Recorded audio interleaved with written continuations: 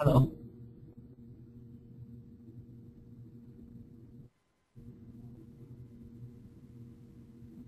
Hello.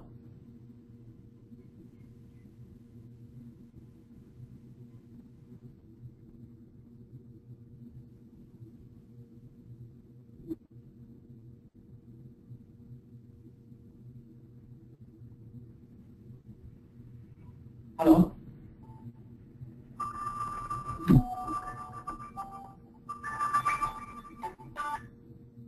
Hello.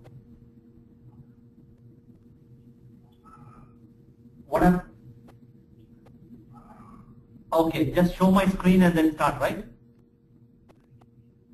Okay, so I can just start, right? Okay, so you're able to hear my voice, right? Mute everything looks okay. If there is any issues, you can just let me know. Yeah, thank you. So I can give an intro about myself and start, right?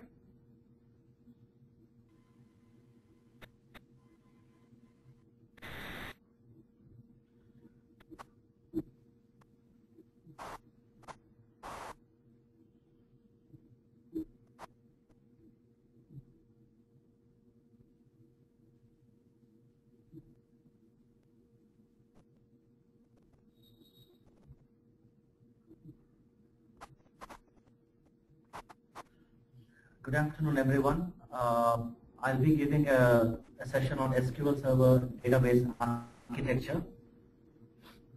I have okay. So Microsoft SQL Server data is stored in the database, and the data in the database is organized into logical components, which are visible to the user. A database also has physical components, which come physically implemented using one or two files on the disk. When using a database, you work primarily with the logical components such as tables, views, procedures, and users. The physical implementation of files is largely transparent. Typically, only the database administrator needs to work with the physical implementation of a database. The following diagram just gives you a hint of the files that will be available in a database, which is like, for example, XYZ, which actually consists of data1.mdf, data2.mdf, and it has one log file, which is log1. There are primarily two kinds of databases in SQL Server. One is a system database, which gets created automatically when we install SQL Server, and the other one is created by the database administrator or by users. There are 5 kinds of system databases, which are mainly master, model, tempdb, msdb, and resource. The master database records all the system level information for a SQL Server system. It records all the login and all system configuration settings. Apart from that, master database also records the existence of all other databases, including the location of the database files. Master also records the initialization information for an SQL server, so it is always advisable to have a recent backup of master database.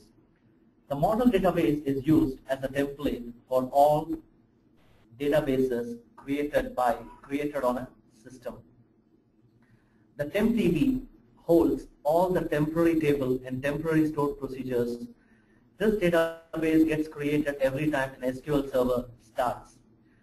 TempDB also is used by SQL Server for intermediate results like group by, order by, listing clause when we execute in the select query.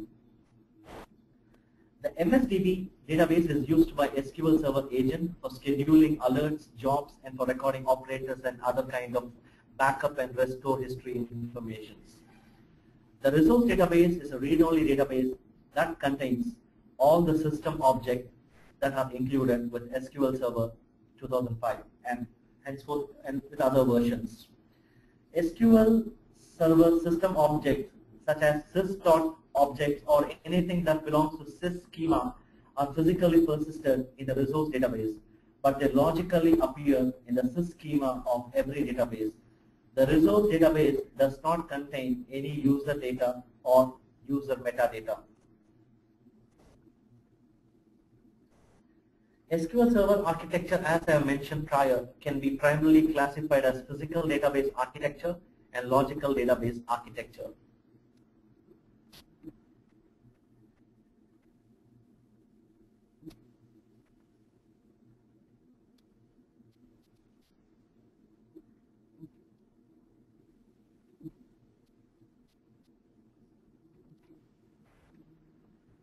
So under physical database architecture, we have pages and extents, database file and the file groups, extent allocation and free space, table and index architecture, transaction log architecture.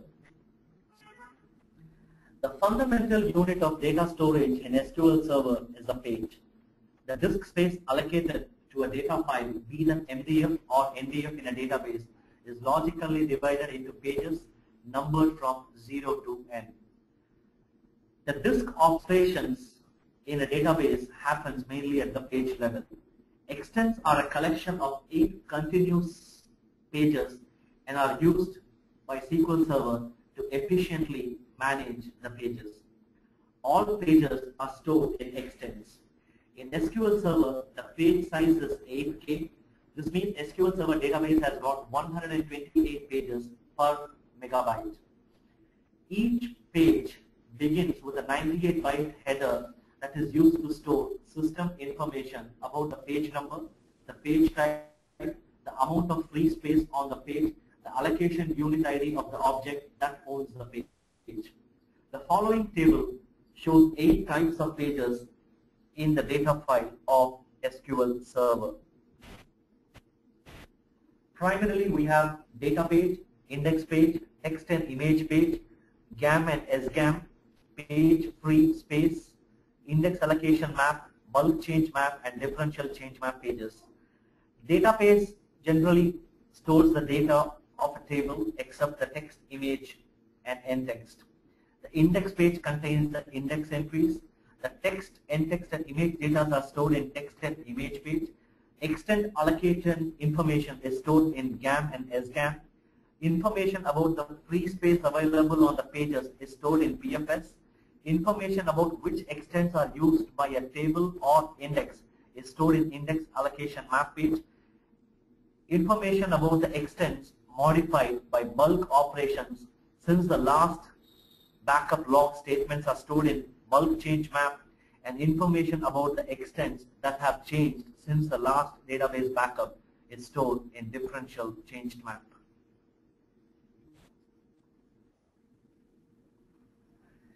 Extents are the basic unit in which the space is allocated to tables and indexes. An extent is a continuous page on 64 KB. This means SQL Server database have 16 extents per megabyte. To make its space allocation efficient, SQL Server does not allocate the entire extent to tables with small amount of data. SQL Server has got 2 types of extents. One is a uniform extents and which is other is a mixed extents. Uniform extents are owned by a single object, and all 8 pages in the extents can only be used by the owning object, whereas mixed extents are shared by up to 8 objects. So for instance, when you create a new table, a page is allocated to the new table from a mixed extents. As the table or index grows to a point, then where the 8 page can be allocated, then the table is switched from mixed extent into uniform extents. An index allocation map page maps the extents in 4 GB part of a database file used by an allocation unit. The allocation of pages to a table or an index or an indexed view partition is managed by a chain of IAM pages. An allocation unit is of 3 types: in-row data allocation, lob data allocation, row overflow data allocation. The in-row data allocation holds the partition of a heap or an index. The lob data holds a large objects like XML, var binary max, and var-char max. The row overflow data holds the variable data stored in var-char, nvar-char, var binary, where the column exceeds 8060 bytes row size limit. So this implies that we can have a row size of maximum of 80-60 bytes. Each partition of a heap or index contains at least an in-row data allocation. That it may also contain a log data or row overflow data allocation depending on the heap or index schema. You can view the sys allocations of what allocations are used by an object using a schema view, which is sys.allocation units catalog view.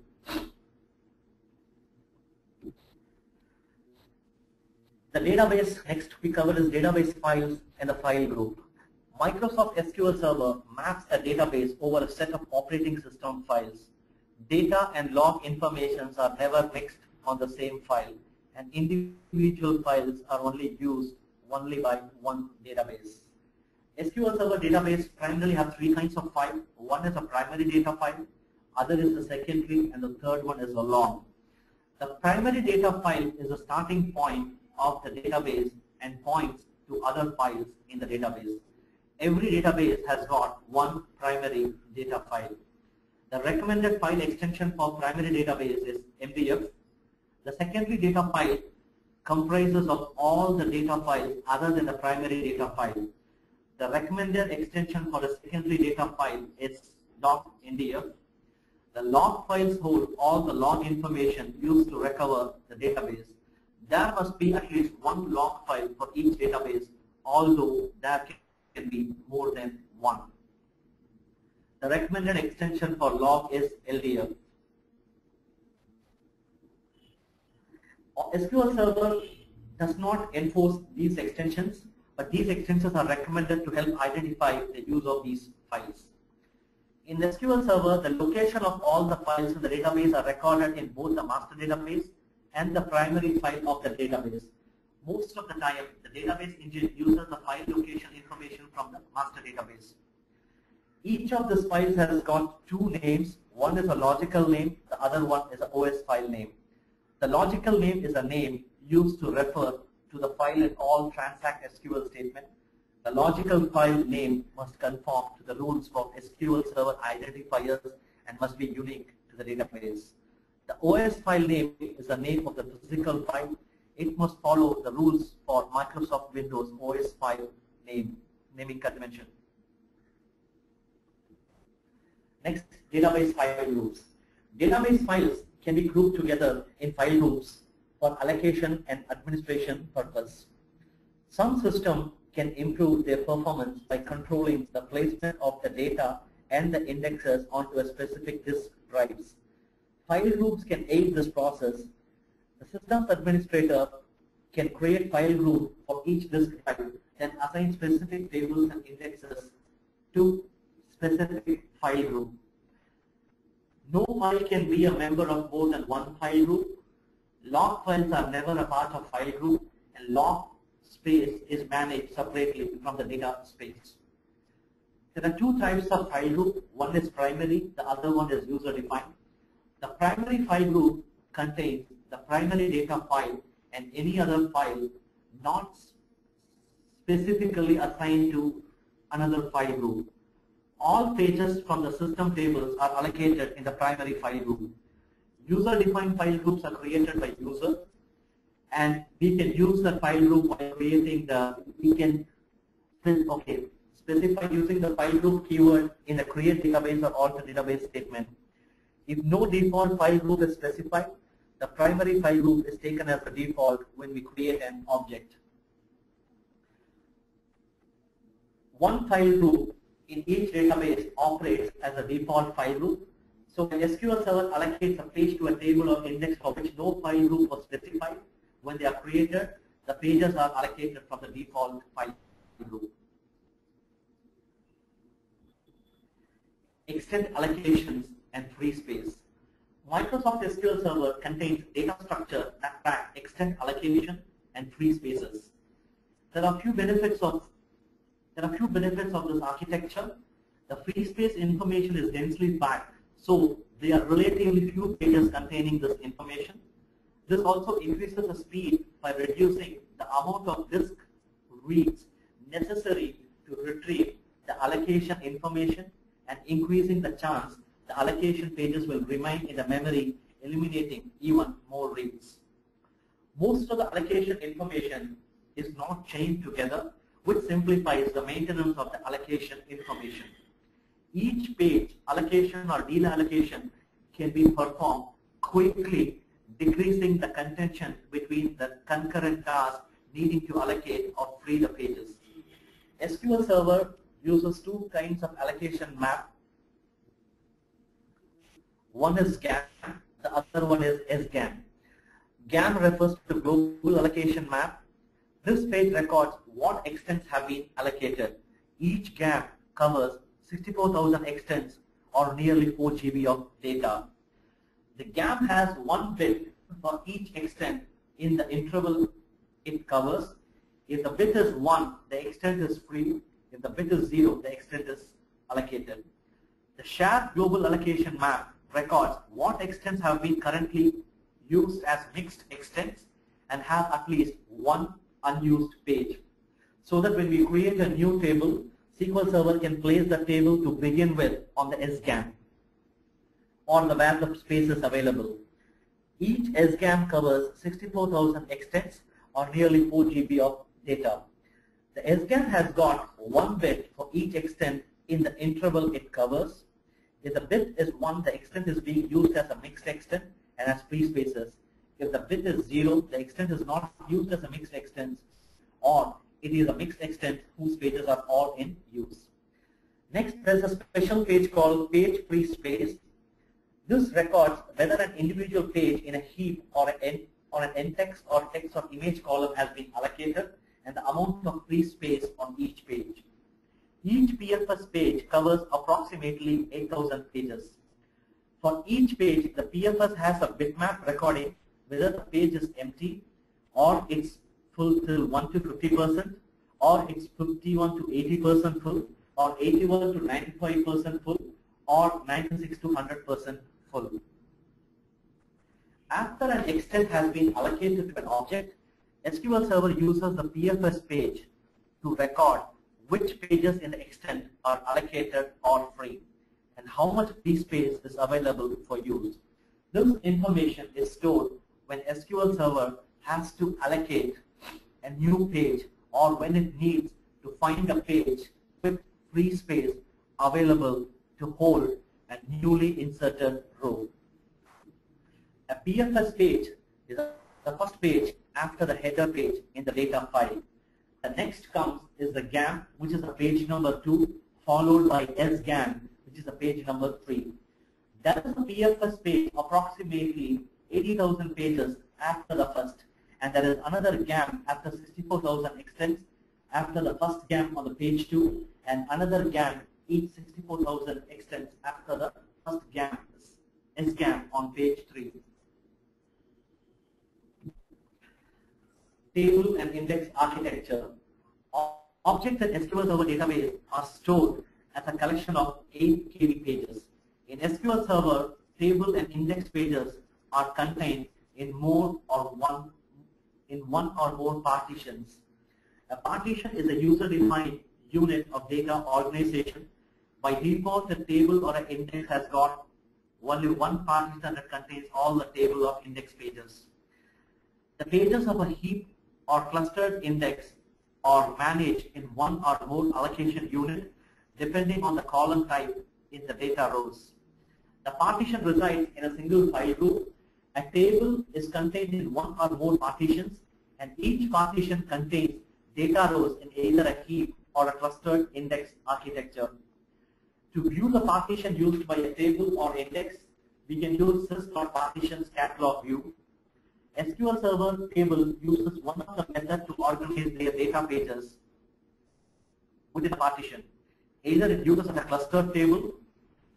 So a clustered table have a clustered index. The data rows are stored in order based on the clustered index key.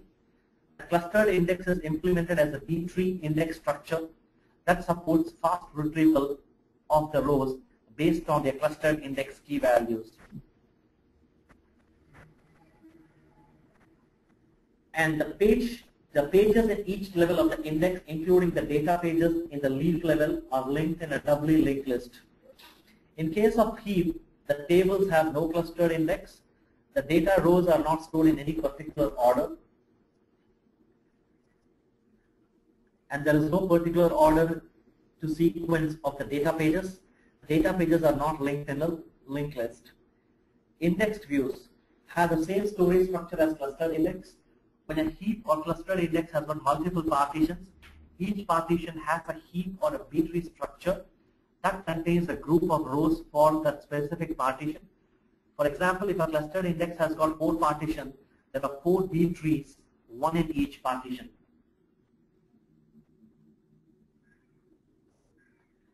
Non-clustered index have got B-tree index structure similar to one in a clustered index. The difference is that the non-clustered index do not affect the order of the data rows. The leaf level contains the index row. Each index row contains the non-clustered key value or a row locator. XML indexes, one primary and several secondary XML indexes can be created of each XML column in the table.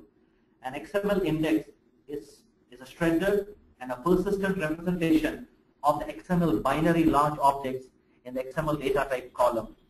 To view the information about the XML indexes, we can use the system catalog sys.xml_indexes or sys.internal_tables catalog views. Next, transaction log architecture. Every SQL Server database has got a transaction log that records all the transactions and the database modifications made by each transaction. The transaction log is a critical component of a database, and in the case of a system failure, can be the only source of recent data. It should never be deleted or moved unless the consequence of doing that are fully understood. SQL Server transaction log operates logically as if the transaction log is a string of log records. Each log record is identified by a log sequence number.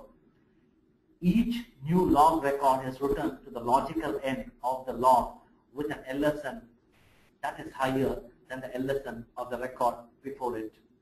Log records are stored in a serial sequence as they are created. Each log contains the ID of the transaction that it belongs to.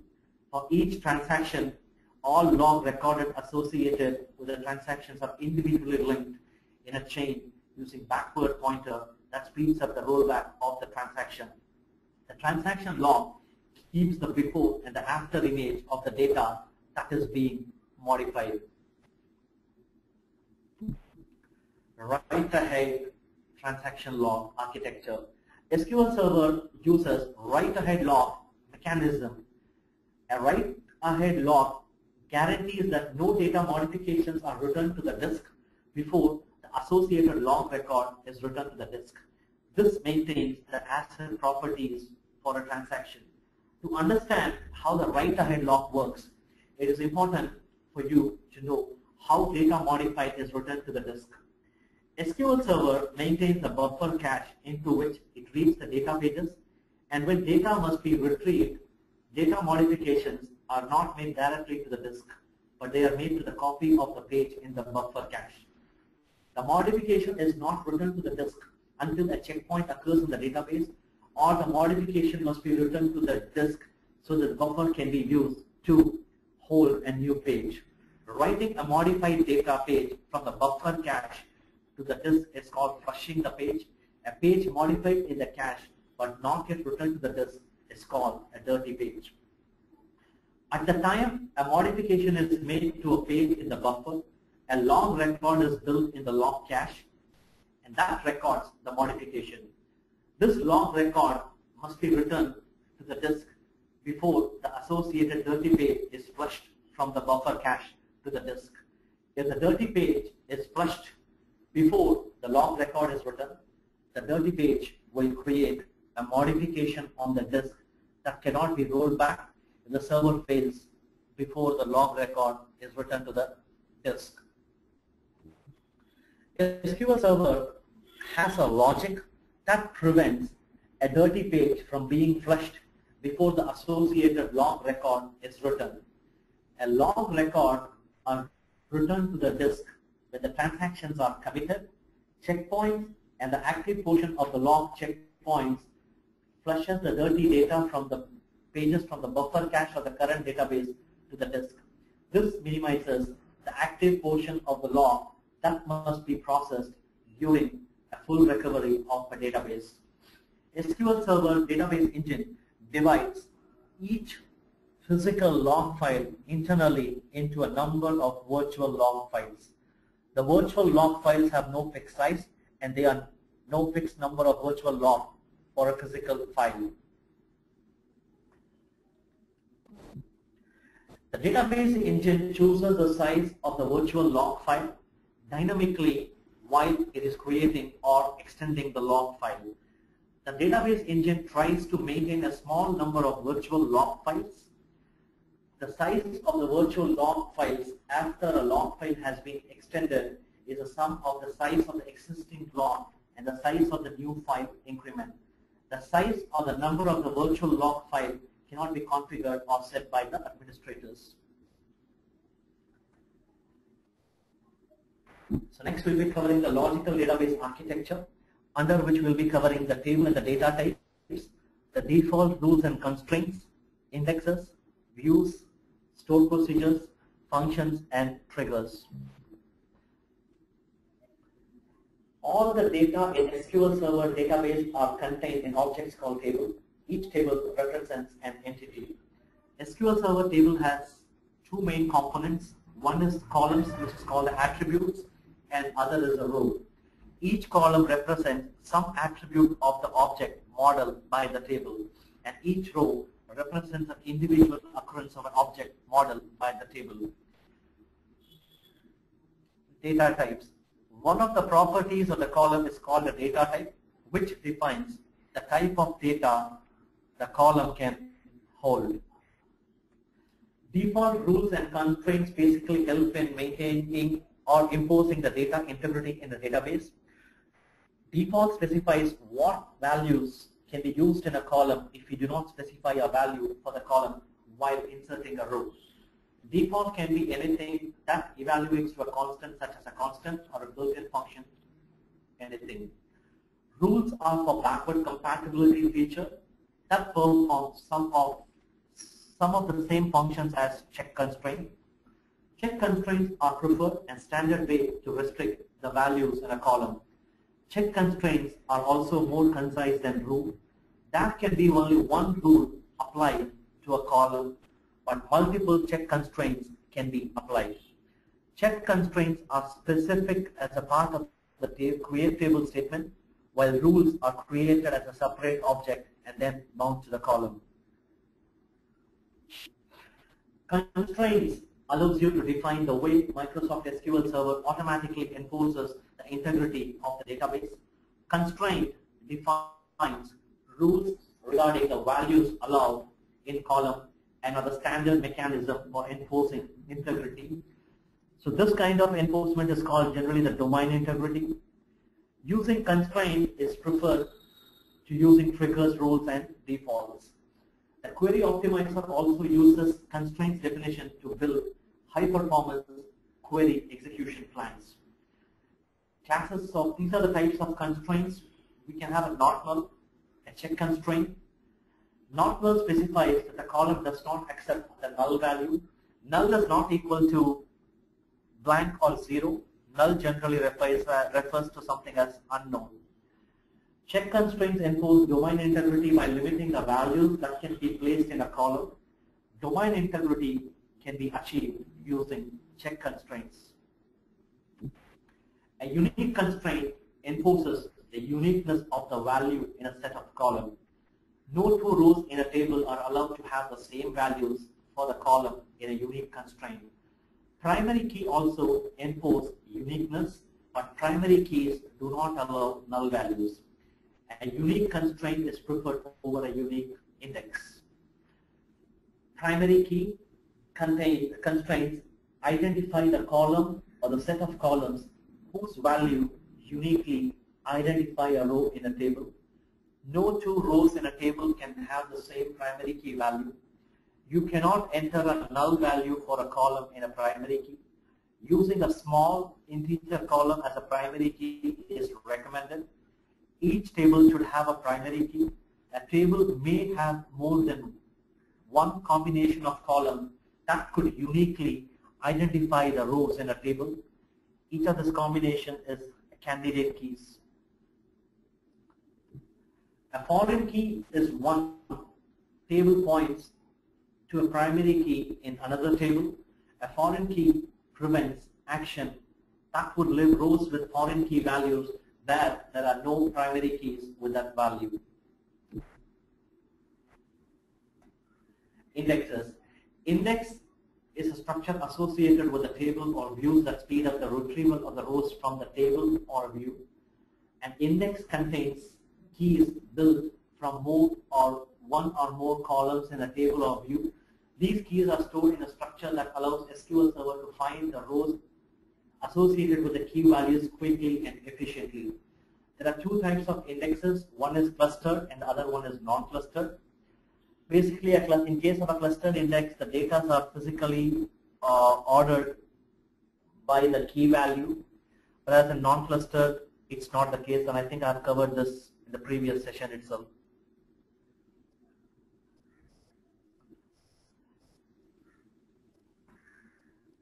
Views. A view can be thought of either a virtual table or a stored query. The data accessible to a view is not stored in the database as a distinct object. What really happens when you query a view is the view resolution happens.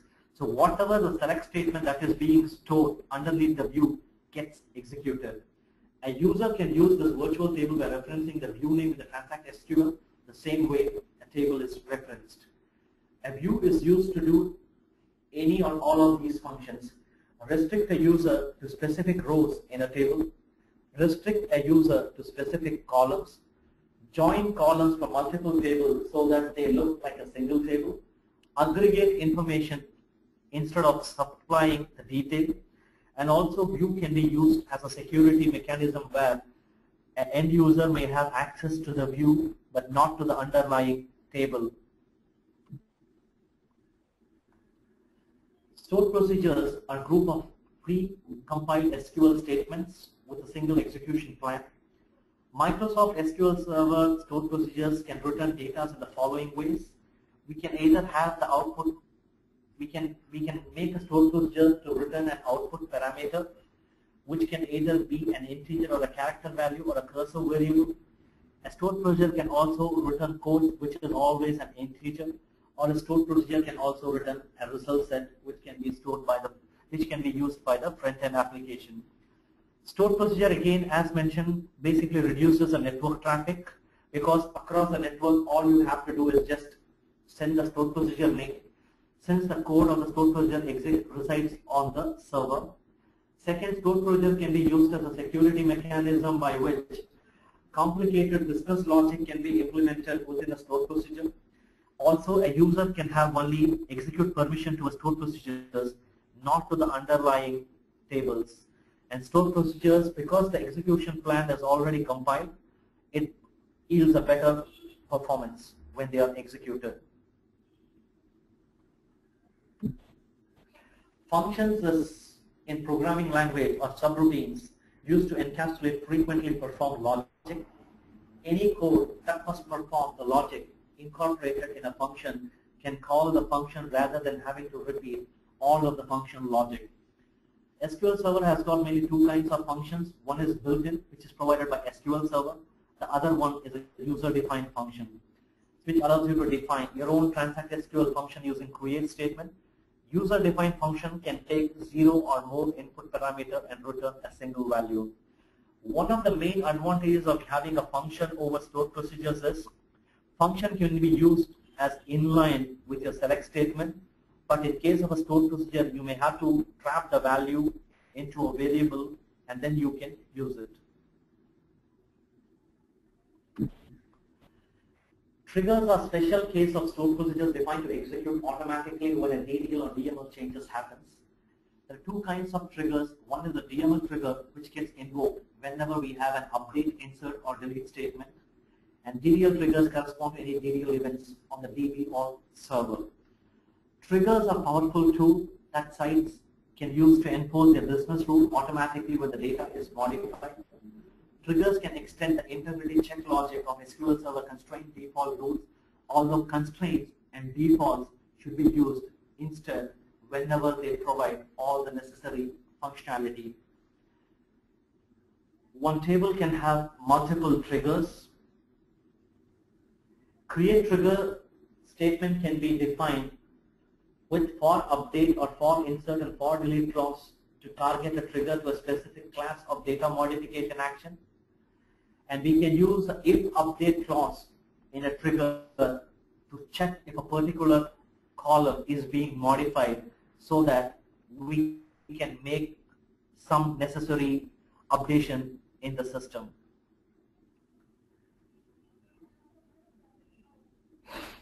So with that, I think I mainly covered the topics which I had mentioned, and this is a quick summary about what I have done and what I'm doing. I have about 13 years of experience in IT as a SQL Server DBA developer and architect. I've worked in US mainly on financial domains and have been in Singapore and India in the past.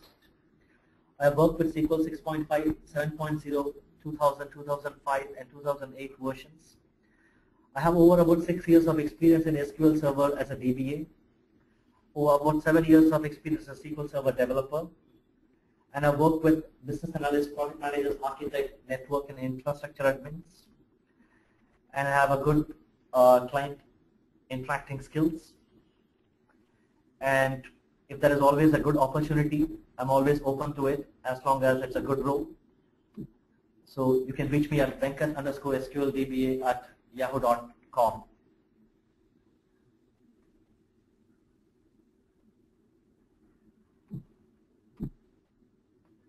Thanks a lot for everyone. Thanks a lot to everyone for joining the session.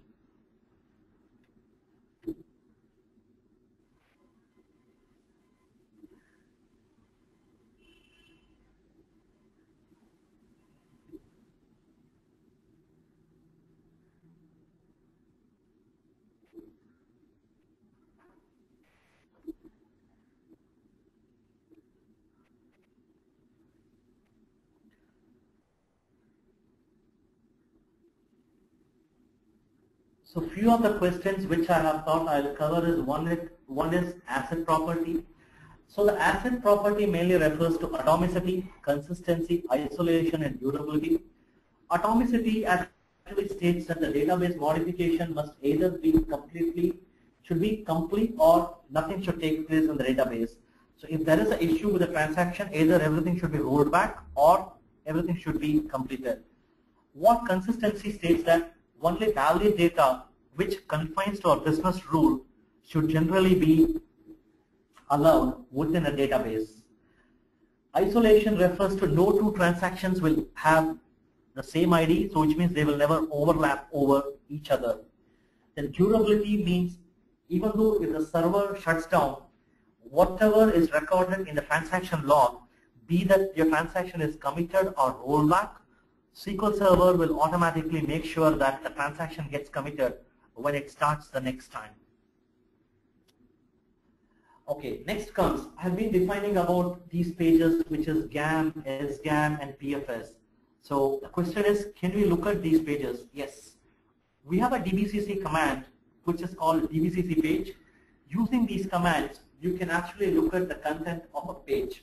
Like you can specify, it has a syntax in which you can specify the page number as 1 to look for PFS, 2 for looking at the GAM, and 3 for looking at SGAM. Then, I think some of you might have seen in the past that sometimes the row count, what we get from the Enterprise Manager is generally different. The reason for that is, it's because of the inconsistencies in your sys indexes table. So when we do a select count, it gives us the correct data, whereas when we do from Enterprise Manager, it doesn't. So if we run a DBCC update usage command on the table, that will correct the inconsistencies in the sys indexes table, by which we will be able to get the right row count. And often a debated question, which is better, a stored procedure or trigger? Honestly speaking, a lot of things what you can do with trigger can definitely be done using stored procedures. For example, if you want to enforce a business integrity, or if you want to do an auditing, you can always write all these logics in your stored procedures. But one of the main advantage which I think trigger gives over the stored procedures is trigger has that automatic rollback capability. In case if there is an error, automatically the trigger will roll back that. And secondly, I don't know how many of you have seen some environments where your application will be working with different groups, and that group may not really give you access to do multiple things. So one of the option is you can write some triggers on their base table or their subscribing table and pull those data into your system, which can be used for your reporting purposes.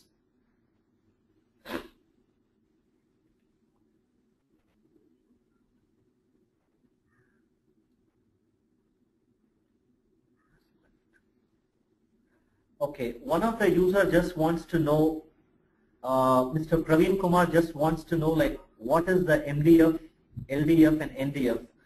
They are nothing but operating system files, which basically helps in comprising of a database. So you can place your objects. For example, you have some index and you have a separate storage available for them. So you can basically assign a drive to that storage and then use that and create a file group and place a file so that your objects get placed basically to that particular drive.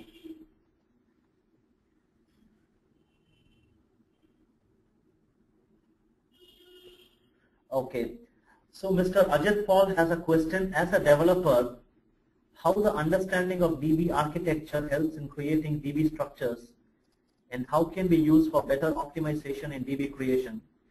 See, DB creation, when you create a database, generally it depends on how you place your files.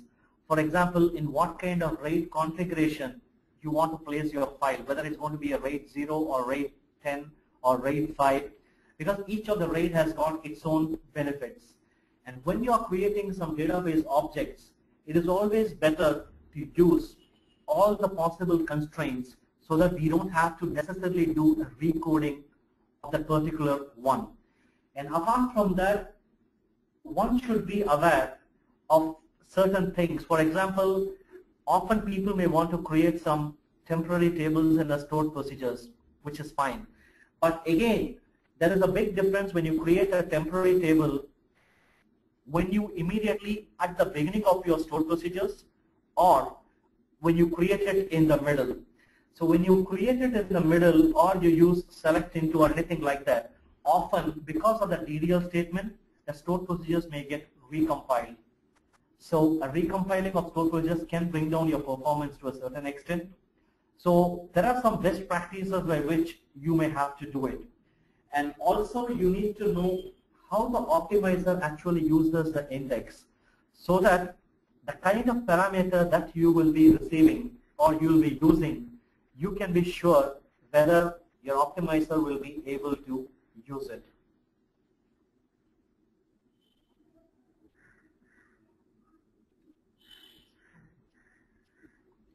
See, one of the advantage of storing indexes on different file group is basically parallel processing can happen pretty fast. So if you have multiple CPUs in your box, your data is on one file group, your indexes on the other file group. So naturally, the data, your SQL Server engine can read the indexes, and then parallelly it can read those data. So the efficiency of your query naturally improves.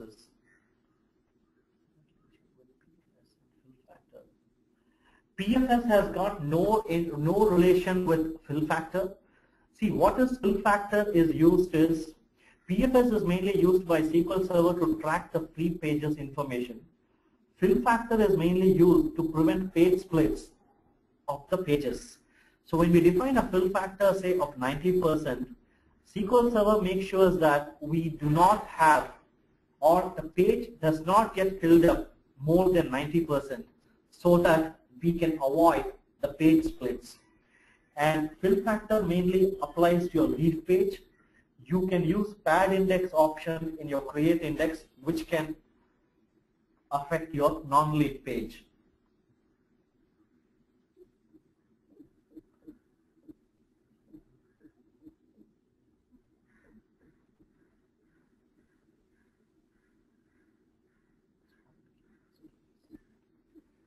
How to delete a table where it has got foreign key constraints? You can always disable the constraint and then you can delete it, but you have to be pretty much aware, like after the deletion, you might have data inconsistencies.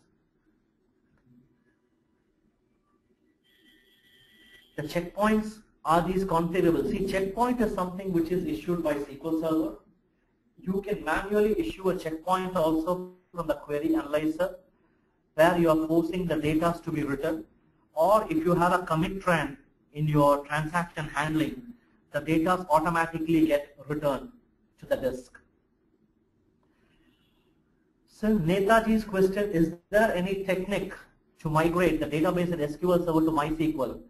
See, any kind of migration you do, first of all, you have to understand the destination system's limitation as to what are the objects that it can support and what data types that SQL has got which is comparable within MySQL. And then you might have to, once you have an understanding and a mapping document built in, then you can start slowly moving it. But I'm sure you will have a lot of challenges when you move it, because you may have to take it phase by phase. Like first step is to build the table schemas, just migrate those tables with the data. So you want to use an SSIS package to do it, or you can take the data out using a BCP command, and then the flat file can be imported into MySQL. And then comes what kind of stored procedures you have it, and what are the logics in your stored procedures. All that will have to be rewritten and recoded into the new system.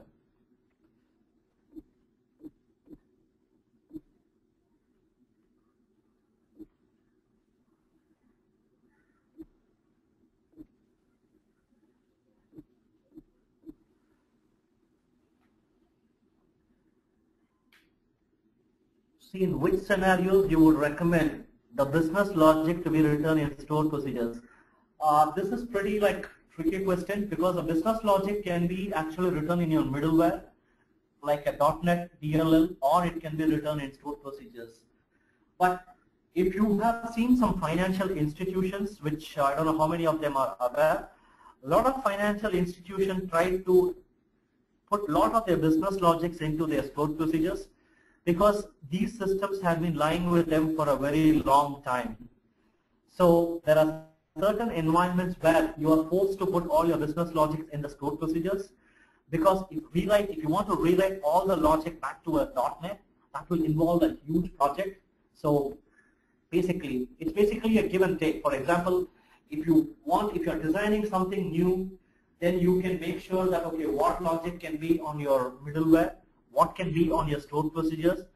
If the logic is very, very complicated, and if Microsoft SQL Server does not provide you some feasibility of writing it, and if .NET is giving you an option of doing the same logic a little bit more easier, then naturally you can go ahead with your .NET.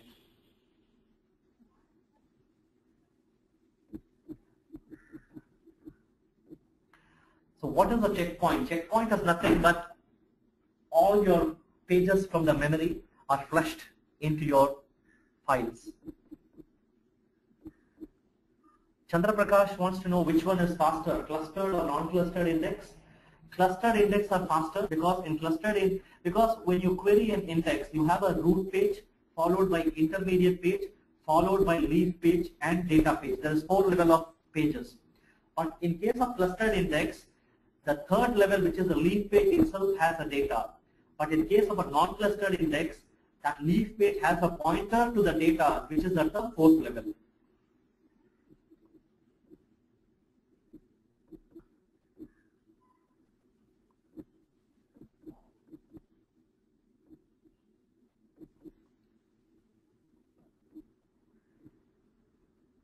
Okay, what are DTS and SSIS packs? See, DTS and SSIS packs generally comes under business intelligence, which currently that's what the term they are using in the market. So both of them basically acts like a ETL tool. So whereby using SSIS package, you can do the extraction from some source system, do some manipulation, and then move it to the destination system. And SSIS packages are has a graphical feature by which it's a little bit easier to maintain. And also SSIS package gives you a flexibility by which you can define some configuration files, and also you can record the logs as to what part of SSIS package got executed and which one has failed and what is the reason behind it. How to make an output view with dynamic columns.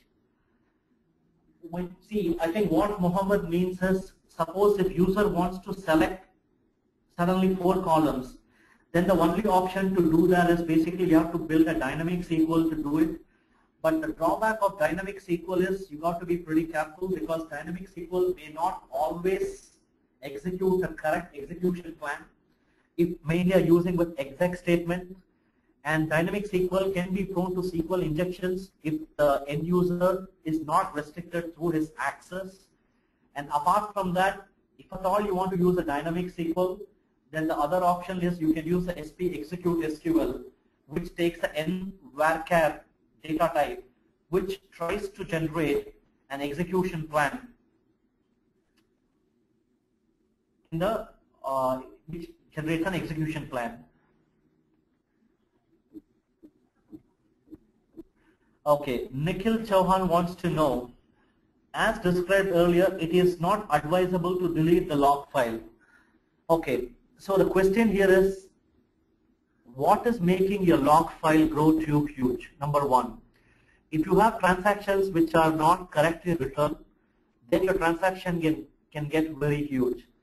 And second thing, if you don't have a proper backup mechanism for your transaction log, that is the second time when your transaction log gets very huge. So implementing a proper backup strategy of your transaction log backup, and also making sure that your transactions are written correctly, then you can minimize the growth of the transaction log. And worst come worst, if you have to do something with the transaction log, you do have 2 options. Option 1, you can try to shrink the log, whereby you can back up the log with no log operation or with truncate only. But both of this might break your transaction log sequence, meaning to say, if you want to do a point-in-time recovery, the chain could be broken. So in case if you ever do that, you may have to immediately take a full backup or a differential backup so that the log chains can be kept intact.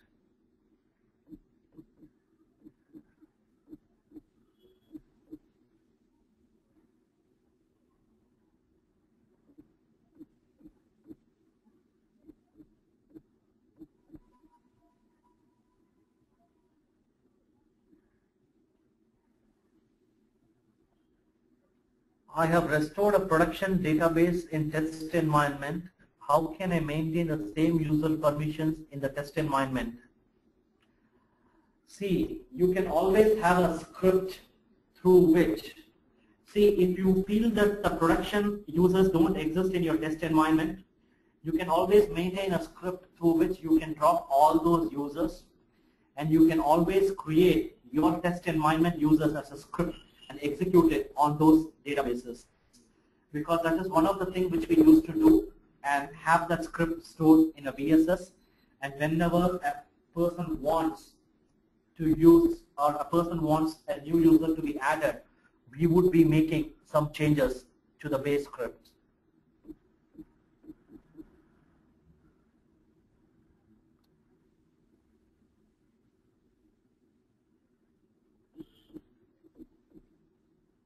Okay, how to find an SQL Server and SQL Server 2005?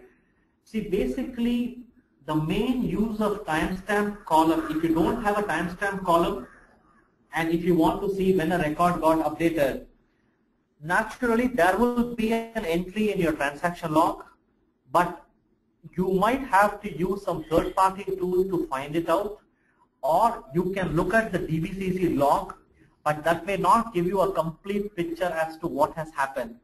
So as a rule of practice, whenever you create a table, always try to have the updated timestamp, the created timestamp, a deleted timestamp, if you want a logical delete of the record, and always which user has modified. So that's a better way by which you can track it. Or the other option is, if you can't do much about it, you can always audit those changes whenever a record is getting deleted or updated to an audit table by which you can use it. Or you have some mechanism of auditing through which you can find out whether records have got updated. Instead of trigger is generally used on mainly views. So as the name suggests, instead of, what it means is, instead of the record insertion, you write all the logic that you want to happen, and then you basically do the insertion. Say for example, you are trying to insert a record into employee table, and the employee table has got a reference to department. And unfortunately, we are getting this data as a feed from third party. So when you load that file, you can check what are the departments that doesn't exist but exist in your employee table. Add those departments to your department master so that your employee inserts will automatically go through without breaking your foreign key violation. And then eventually you can take a look at the department table with a UI and update the relevant fields.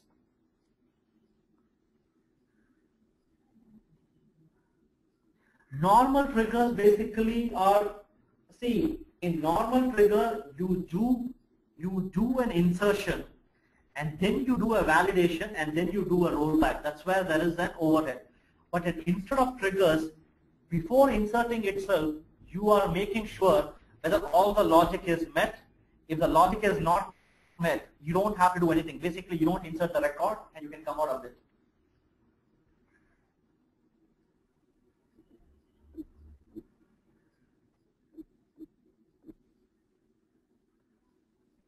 Okay, Prabhakar wants to know, okay, so when you are trying to use SQL CMD, the server name, the username, password, you are unable to log in. I don't think there is any issue. See, syntax is something which you can go through the Google or you can do from the online help. The only reason you might not be able to open is check whether you are able to connect to the server. First, you are able to ping that server. If you are able to ping to the server, then make sure that the TCP/IP properties are everything enabled.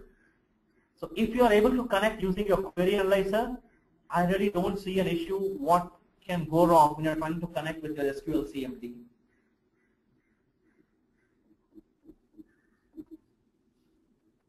Okay, Prasad has a question. Clustered index on a table should be 1. Why?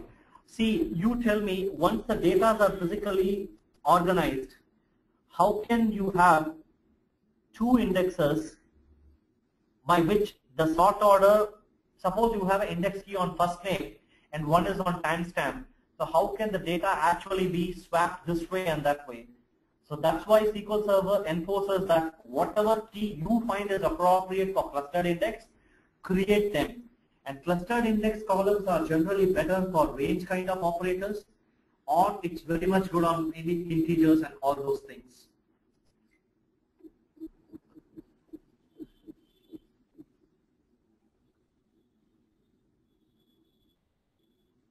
Okay, Shirley wants to know what is the easiest way for migrating SQL Server versions. See, you can just take a backup of SQL 2005 database and then migrate it to SQL Server 2008. But if you have some sequence, if you have some coding in 2005, which may not be supported in 2008, then you can actually switch the database to a backward compatibility mode. Or if you have all the things which might work in SQL 2008, you can leave it as it is. As and when you are making changes to SQL 2008 environment, you can start using the best features of SQL Server 2008.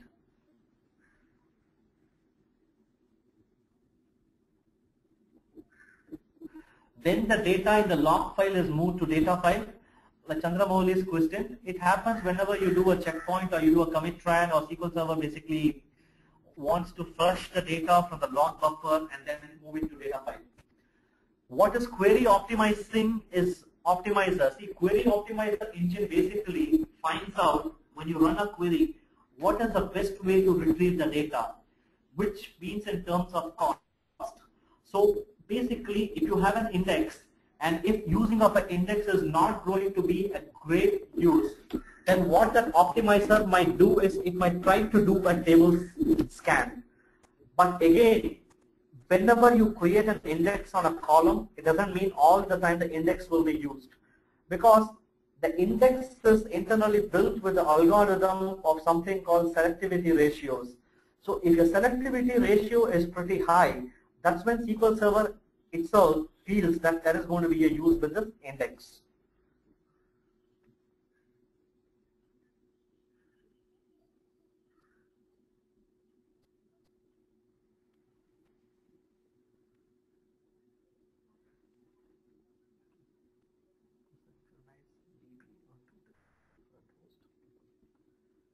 See, how to synchronize the DB on two different hosts, which Anup has asked this question. See, you can either take a backup and restore, or if the database is pretty huge, the destination can be on a standby mode, whereby you can take a log backup of the primary and then restore that log secondary, so that both of them can get synced periodically.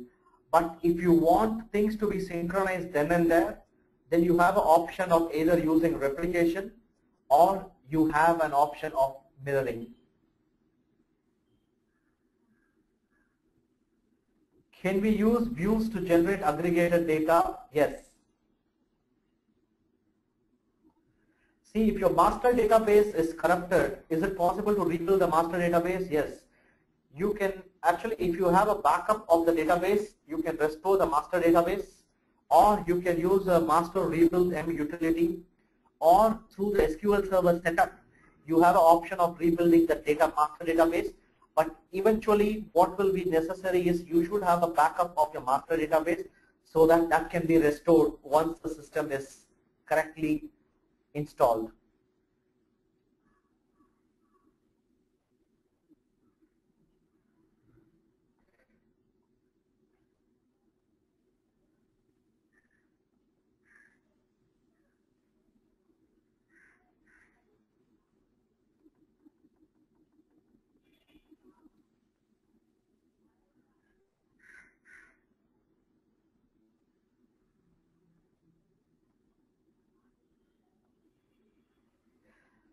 Okay, according to Netaji, okay, see, these third-party tools are pretty good, but the question is, if your third party can do everything, then the question is, why is the need of someone as a database person? If your tool can actually migrate from one instance to another instance, then basically we software people are not required, right? The tool can probably give you some shadows, or it can give you a pseudo skeleton, but it's eventually who the developer or somebody has to sit and do the coding to make it work.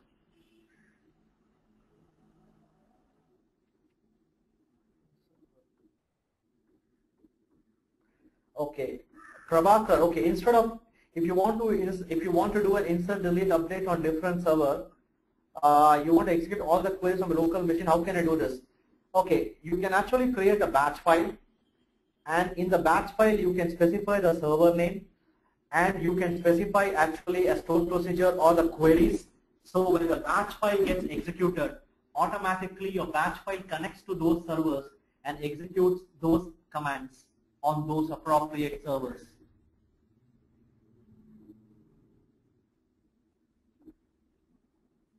See, multi-dimensional database is totally different. See, mostly with SQL Server, we have been mainly use of two-way dimension, but multi-dimensional database basically has got an option by which it will aggregate the data and keep it. So when you want to, if you want, see, basically question here is you want to use a view, Darshan. But the question is if you feel that your data are not going to change in this whole day. For example, you have some data which comes as a feed from third party. You can aggregate the data as a SQL job in the night and keep it. And that aggregated data can be used, which will speed up your performance. In case of multidimensional, what will happen is the data gets aggregated and it is actually stored. Maybe it has a different logic by which it uses the cubes and the virtual cubes and all those things to aggregate your data. But again, it by itself has got a different set of MDX queries, and also it requires a different interface to take a look at it. So if you are going for a brand new project whereby SSIS is an implementation which you want to make, you can go ahead and do it.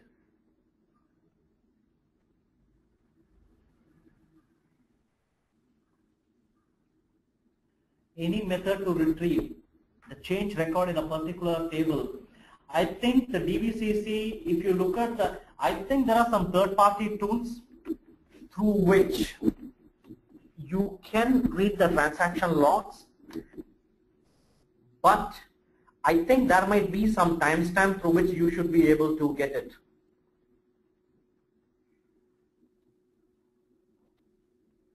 If you update the view, yes, the data will get updated.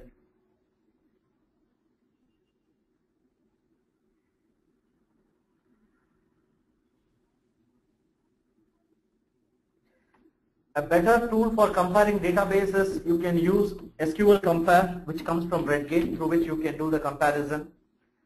Lightspeed software I haven't worked with. The only database compression which we generally use is Redgate. So in my current organization, we are using Redgate to compress the backup and basically for space efficiency. And I think SQL 2008 itself has got data compression facility.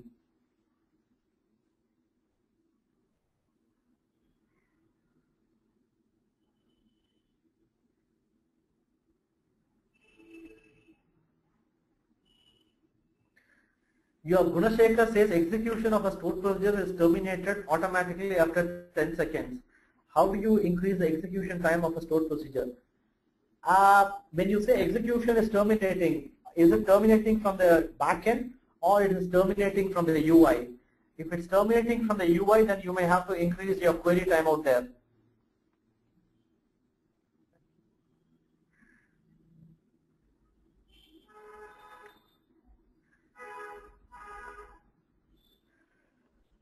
Data warehousing is a topic which I haven't gone much, but all I can see from data warehousing is it basically uses the Snowflake schema and the star schema are the two main schemas that is being used there. And whatever is your OLTP data are available in your data warehouse, and it will have one extra column called surrogate key. So this surrogate key mainly helps us in keeping track of the data changes or the dimension changes basically happens. For example, a person has resided in, say, in California for a while, and the person has moved to New Jersey after 3 months. So if I try to insert both of these records into my data warehouse, I might get a primary key violation. Or if I change the California to New Jersey, then I might be losing some historical information. So in this case, what we do is we create a customer dimension whereby both the records of the customers are maintained, but it is being maintained with a different surrogate key. Or surrogate key can be told as an auto incremental key, so that the same primary key which is of your OLTP, for example, cust001, might have n number of surrogate keys. So if one customer ID has got 10 surrogate keys, which means all of these 10 records have got some information which is differing from each other, so that I can use such kind of information and we can do some data drilling and data mining.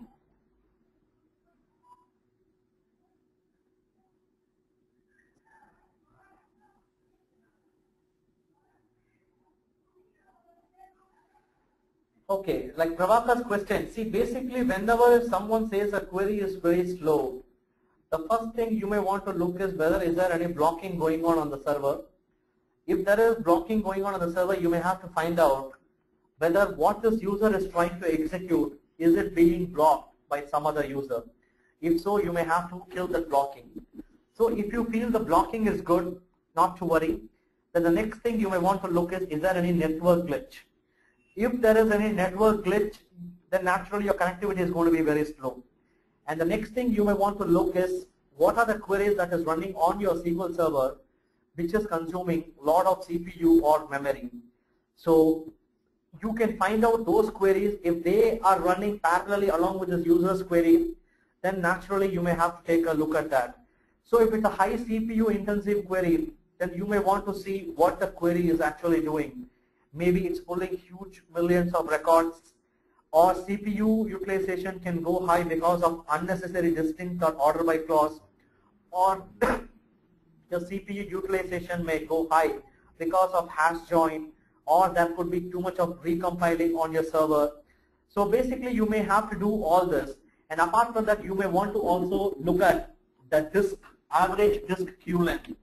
So whether that disk requires any kind of fragmentation, so that if any of this is a case, then you may really want your server team, server engineering team to get involved into it, and they can take a look at that. See, people may prefer MySQL rather than SQL Server because I think MySQL is a freeware, and moreover, that's the only thing I see. But again, a lot of question comes into the picture. Things might appear pretty green right now, but what amount of data they can handle down the line? For example, in my current environment, we are handling about 4 terabytes of data. So question here is, will MySQL be able to handle 4 terabytes of data? And if I want to do some kind of replication, how we need to do it? So basically all the stuff will have to be, it's important.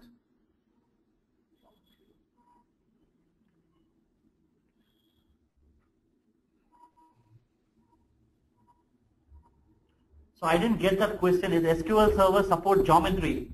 So basically you want to do some mathematical operations in SQL Server, right? If that be the case, Mayur, then probably you may have to see whether there are some functions available for that. If that's not the case, can you write the functions in SQL Server T-SQL?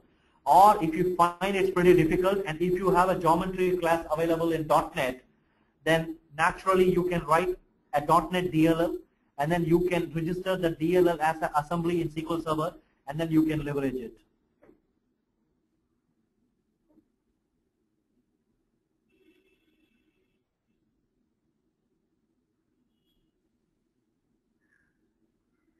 Vijay, I haven't worked much with the OLAP. All I know is basically it tries to keep the aggregated data inside it, and it has a better mechanism of retrieval using the SSAS engine.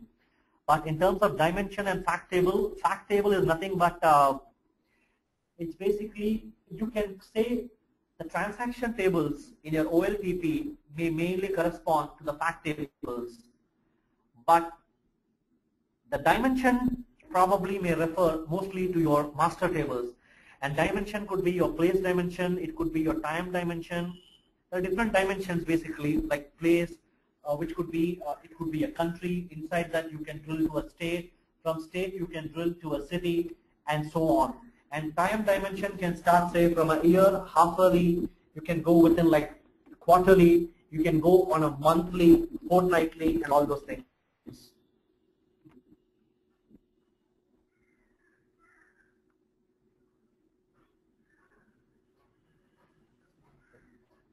Okay, if a user has accidentally deleted a table, so if your database is in full recovery mode, you can actually, and if you do have all your backups in place, you can take a transaction log backup, and you can use the stop at keyword while restoring the transaction log to a time before the table was deleted, and the table should be intact for you. But all of this will depend basically on what kind of database recovery model you have set it up.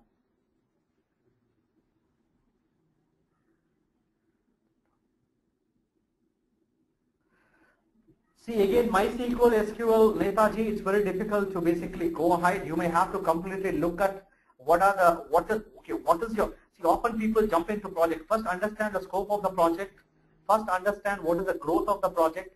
Understand how much of entities will be involved. What are the future prospects of this project? Based on that, what are the things you might have to require? And based on that only you can actually come to a conclusion.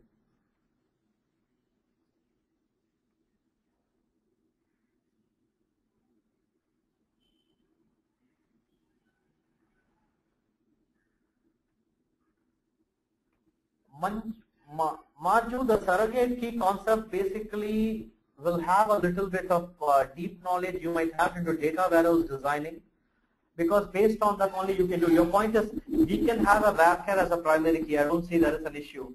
But the customer ID as an integer will be a surrogate key in your customer dimension in your data warehouse. So when you populate the data from your OLTP into data warehouse, what will happen is the customer ID will get incremented, but the same customer code C1 might have a surrogate key of 1, and after some days it might have a surrogate key of 2.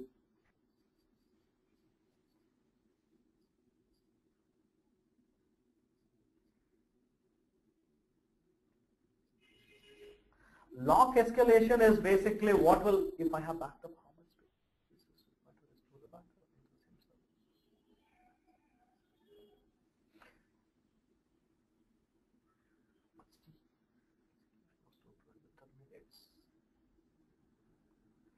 For Gunashekar, this scenario I have never come across that easily. You may want to see whether your stored procedure is getting into some kind of a nesting loop, because if it has too much of nested transaction, then I think SQL Server might have some access through which it's blowing it out. Because otherwise I haven't seen this, or you might have some other issue of space, or there could be some issue with your memory, or your query requires a lot of memory, but I haven't seen this kind of a scenario. It might have to be a little bit of more troubleshooting that needs to be done. Lock escalation is basically, SQL Server tries to use the best kind of a lock. So basically the lowest level is you can go with a row lock, but you can always go with a page lock. But if you see that too much of row lock is happening, and lock is nothing but a memory structure, so you can actually, there are some options with sp_table through which you can set a table to a page lock. So rather than using the table lock, page too much of row lock, it can probably go with some kind of a page lock, which will minimize the overhead on the server. See, the space issue is something, see, you have got 500 GB, so naturally you would require, see, basically what you want to do is again a question here, Prabhakar. If you can restore, for example, you have an option by which you can create another database, restore the transaction log there, and then you can bring the table alive in the next database, copy the table from there to your new database, which is your original one, and then you can delete it. But again, this all mechanism will vary on your requirement and how you want to go about it. So it's not something we can just jump into a conclusion. But naturally, if your backup is 100 GB, your original database is 100 GB, naturally you will require at least another 200 GB so that you can bring the database to 100 GB and then restore it and then whatever you want to do.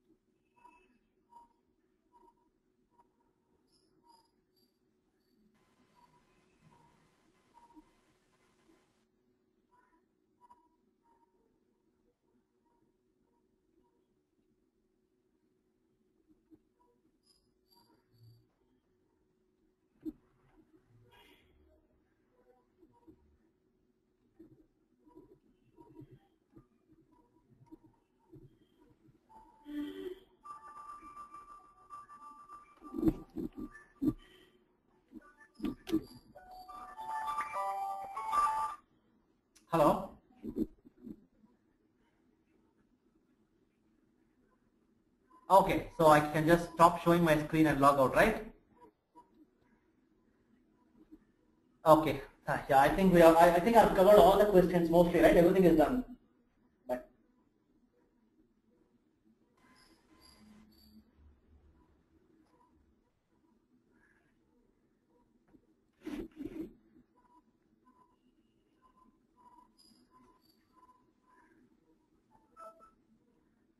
thanks a lot for this session.